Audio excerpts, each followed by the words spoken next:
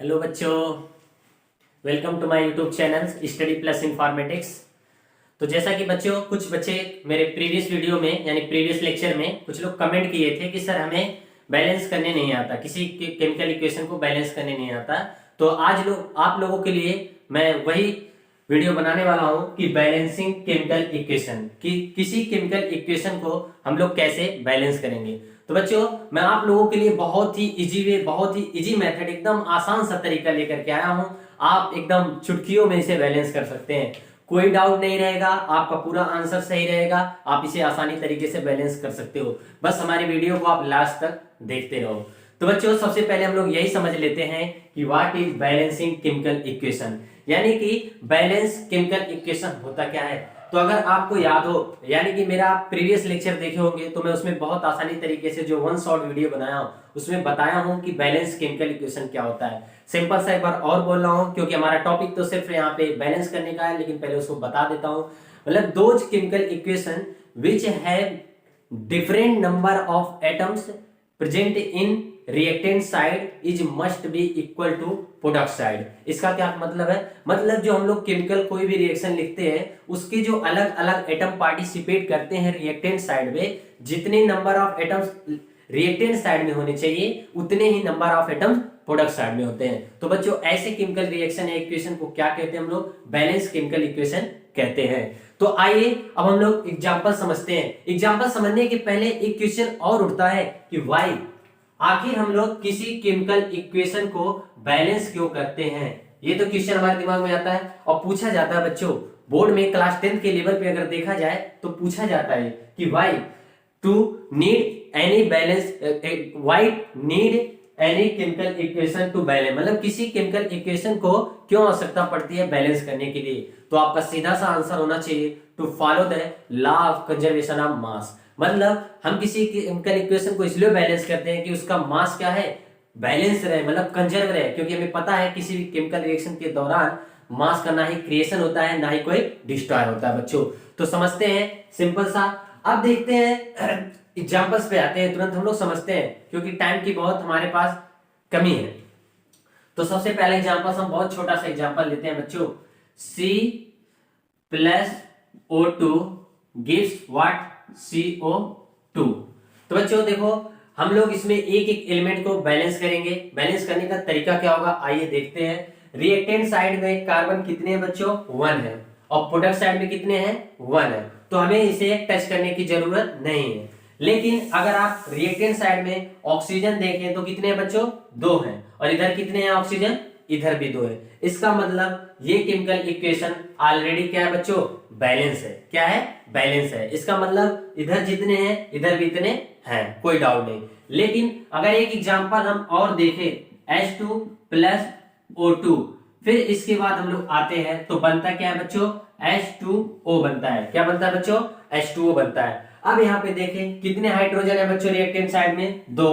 इधर कितने हैं? 2, कोई डाउट नहीं। लेकिन ऑक्सीजन इधर कितने बच्चे? 2, और इधर कितने हैं? 1। इसका मतलब ऑक्सीजन इधर भी 2 होना चाहिए। तो याद रखना हम लोग इसमें कुछ भी एक्स्ट्रा ऐड करेंगे वो उसके डिजिट उसके सामने रहना चाहिए। कहाँ रहना चाहिए बच्चों? उसके सामने रहना चाहिए। तो 2 हम यहाँ पे ऐड कर दिए तो ऑक्सीजन कितने हो गए? 2। लेकिन एक बात आपको याद रखना बच्चों, आप जो भी अप्लाई करते हो, मतलब जो भी डिजिट कहीं भी, चाहे रिएक्टेंट साइड चाहे प्रोडक्ट साइड, करने के बाद एक बार और आप रीचेक कर लें, क्योंकि एलिमेंट आफ्टर डिस्टर्बिंग, मतलब आफ्टर राइटिंग डिजिट को लिखने के बाद एलिमेंट डिस्टर्ब हो जाते हैं। जैसे यहाँ पे अगर हम देखें तो 2 दूना 4, यानी कि टोटल कितने हाइड्रोजन है बच्चों?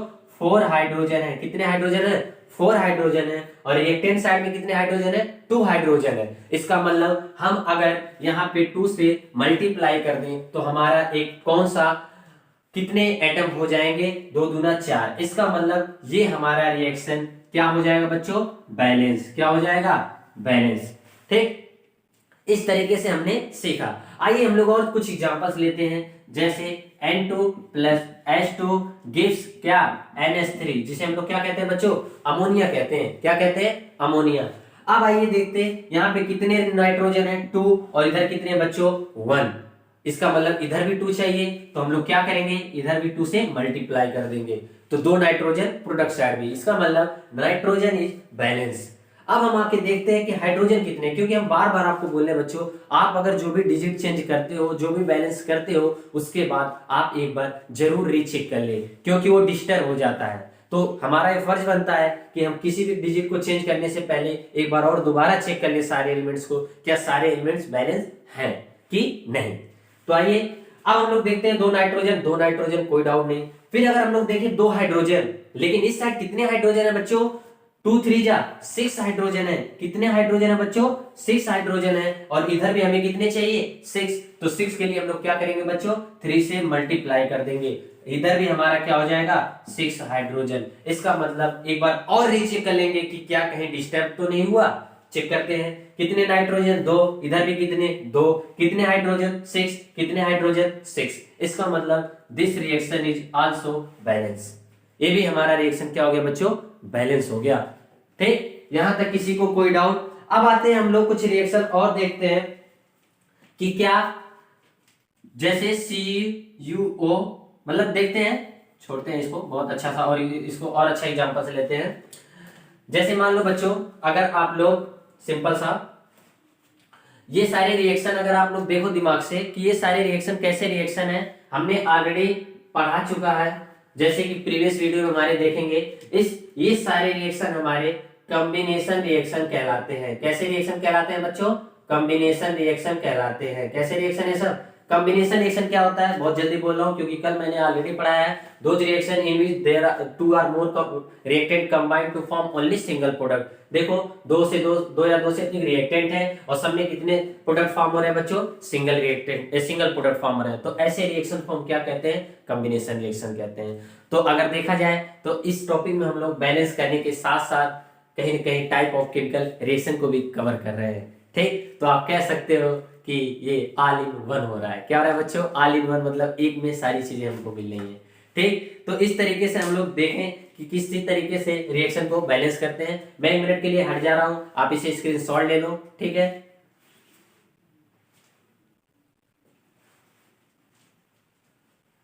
तो ठीक है बच्चों, इसको इरेज करते हैं, फिर इसके बाद हम लोग अगला नेक्स्ट रिएक्शन को देखते हैं कैसे बैलेंस किया जाता है।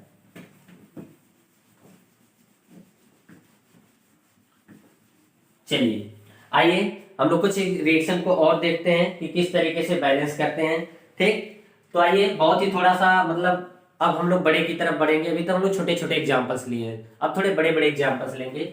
जैसे अगर हम लोग फेरस सल्फेट को अगर हम लोग हीट करते हैं तो क्या बनता है बच्चों, Fe2O3 plus SO2 plus SO3 बनता है। क्या बनता है बच्चों, अगर हम लोग फेरस सल्फेट को हीट करते हैं तो क्या बनता है, Fe2O3 SO2 और SO3 बनता है। अगर अब हम लोग सिंपल सा देखें बच्चों, यहाँ पे कितने आयरन है, 2 आयरन है। यहाँ पे कितने आयरन है, 1 आयरन है। यहाँ पे कितने हैं, 2। तो 2 करने के लिए क्या करेंगे बच्चों, 2 से मल्टीप्लाई कर देंगे। कोई डाउट किसी को।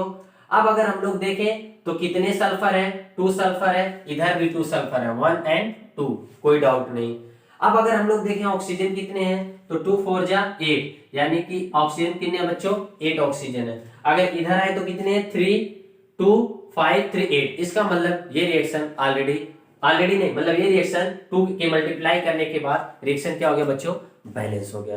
तो बहुत छोटा सा एग्जांपल था, कोई डाउट नहीं है। ये रिएक्शन आपको देखो, मैं आप लोगों को बता दे रहा हूं, मैं जितने भी रिएक्शन लिखा हूं सारे एनसीईआरटी की है। ठीक है, अगर आप जाके देखोगे सारे रिएक्शन एनसीईआरटी के, इसके थ्रू आपको सारे रिएक्शन भी पता चल जा रहे हैं, टाइप ऑफ रिएक्शन भी पता चल जा रहे हैं, और how to balance of any chemical reaction ये भी पता चल जा रहा है। ठीक है, आइए हम लोग कुछ एग्जांपल सॉल्व लेते हैं। जैसे लेड नाइट्रेट को जब हम लोग हीट करते हैं बच्चों तो क्या बनता है, लेड ऑक्साइड बनता है, NO2 गैस निकलती है और ऑक्सीजन गैस निकलती है। ठीक है बच्चों, यहां तक किसी को कोई डाउट नहीं होना चाहिए। ये रिएक्शन आपके एनसीईआरटी का ही है। ठीक है, चलिए आइए हम लोग समझते हैं कि किस तरीके से इस रिएक्शन को हम लोग बैलेंस करेंगे। तो देखते हैं, सबसे पहले हम लोग इस रिएक्शन में बच्चों आपको ऑक्सीजन ही बैलेंस कर देते हैं। ध्यान से देखें, 2 3 जा कितने ऑक्सीजन है, 6। इधर कितने बच्चे हैं, 2 2 4 1 5। इसका मतलब अगर मैं यहाँ 2 से मल्टीप्लाई कर दूं तो हमारे ऑक्सीजन ऑलरेडी क्या हो गए बच्चों, बैलेंस हो गए। क्या हो गया, देखें 2 ऑक्सीजन 2 4 2 6, कोई डाउट नहीं है। लेकिन अगर हम लोग देखें तो एक चीज हमारा डिस्टर्ब हो गया। लेड कितने हो गए बच्चों? लेड कितने हैं? 2 हैं। इधर कितने हैं? 1 है। तो लेड को बैलेंस करने के लिए क्या करेंगे बच्चों? इधर से भी मल्टीप्लाई 2 से कर देंगे। इसका मतलब इधर भी हमारा क्या हो जाएगा? लेड बैलेंस। क्या हम लोग और देखें कि कुछ हमारा और डिस्टर्ब हो गया? हाँ, देखने की जरूरत है। अगर अब हम लोग आके देखें नाइट्रोजन को, तो 2 दूना, ये देखो बच्चों ये होल है, होल मल्टीप्लाई मतलब ये इसमें भी बैलेंस होगा। 2 दूना मतलब 2 इधर नाइट्रोजन और 2 दूना 4 नाइट्रोजन, 4 हो गए ना। इधर कितने हैं? 1। इसको 4 करने के लिए बच्चों हम लोग क्या करेंगे? 4 से मल्टीप्लाई कर देंगे। फिर इसके बाद हम लोग एक बार देखेंगे कि क्या रिएक्शन हमारा बैलेंस है कि नहीं। फिर आइए देखते हैं। 2 लेड कोई डाउट नहीं। 2 3 6 दूना 12 ऑक्सीजन, और यहाँ 2 4 दूना 8 2 10 और 2 12, यानी कि ऑलरेडी हमारा रिएक्शन मतलब हमारा रिएक्शन बैलेंस करने के बाद ये आसानी तरीके से बैलेंस हो गया। ठीक। अगर इन दोनों रिएक्शन को बच्चों आप देखो तो वो रिएक्शन तो हमारा कॉम्बिनेशन रिएक्शन कहलाता था। अगर इसको देखो तो ये कौन सा रिएक्शन है? डीकंपोजिशन रिएक्शन है। क्या बच्चों? डीकंपोजिशन रिएक्शन है। क्या है बच्चों? डीकंपोजिशन रिएक्शन क्या होता है? Those reactions in which only single reactant break into 2 or more product। तो आप देख सकते हो यहाँ पे ये single reactant 2 or more product में ब्रेक हो रहे हैं। तो ऐसे रिएक्शंस को हम क्या कहते हैं? डीकंपोजिशन रिएक्शंस कहते हैं। ठीक, यहां तक किसी को डाउट बच्चों नहीं ना?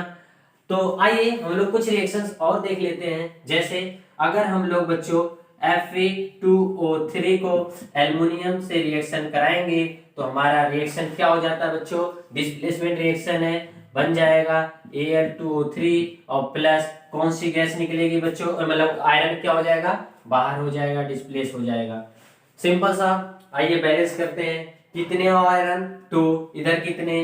1। तो इधर हम क्या करेंगे बच्चों? 2 से मल्टीप्लाई कर देंगे। इस तरीके से हमारा आयरन क्या हो गया? बैलेंस। अब देखिए कितने ऑक्सीजन है? 3। इधर कितने हैं? 3। लेकिन अगर एल्युमिनियम देखें इधर कितने हैं? 1 और इधर कितने बच्चों? 2। तो इधर भी हम लोग क्या करेंगे? मल्टीप्लाई 2 से कर देंगे।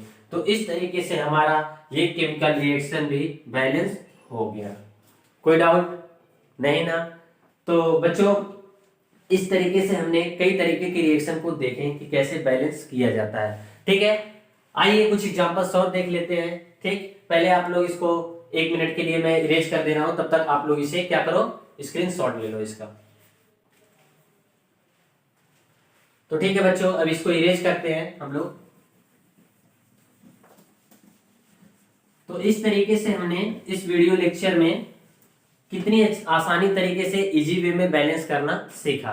आइए कुछ और एग्जांपल्स देख लेते हैं ताकि आपके डाउट जो है वो एकदम क्लियर हो जाए। ठीक है, जैसे अगर हम लोग किसी हाइड्रोकार्बन को ऑक्सीजन के प्रेजेंस में बर्न कराते हैं या रिएक्ट कराते हैं तो हमेशा हमारा क्या बनता है बच्चों? CO2 और वाटर ही बनता है। क्या बनता है?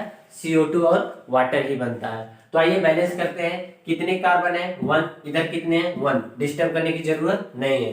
कितने ऑक्सीजन है? 2। कितने ऑक्सीजन है? 2। इसका मतलब बैलेंस है, कोई डाउट नहीं। अब हाइड्रोजन देख लेते हैं। कितने हाइड्रोजन? 4। इधर कितने बच्चों? 2। इसका मतलब इधर से 2 से मल्टीप्लाई करेंगे तो इधर भी 4 हाइड्रोजन और इधर भी 2 2 जा 4 हाइड्रोजन, कोई डाउट नहीं। अब आते हैं रिवर्स गेम में कि क्या हमारा फिर कोई चीज डिस्टर्ब हुआ, यानी कि डिस्टर्ब हुआ तो मतलब फिर से देख लेते हैं। कितने ऑक्सीजन? 2। इधर कितने बच्चों?